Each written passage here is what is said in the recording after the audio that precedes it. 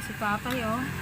Nagkilo in tao ng ano, nagkilo siya ng, ilang kilo na yan, tay? 4 kilo. Sa isa ka linggo, 4 lang kilong kita mo. Magkano nga yung kilo, tay? 60. 60, tumaas na ngayon kasi nakaraan 50. Sa 4, magkano ang kitain mo yan? 300. 240. 240. Yan, no? Sana, oh, matulungan si tatay, oh. Kahit pambili lang niya ng bigas, yan, nagbibintas natin ng kalakal. Yan. Nanghiram sa amin ng timbangan. Yan.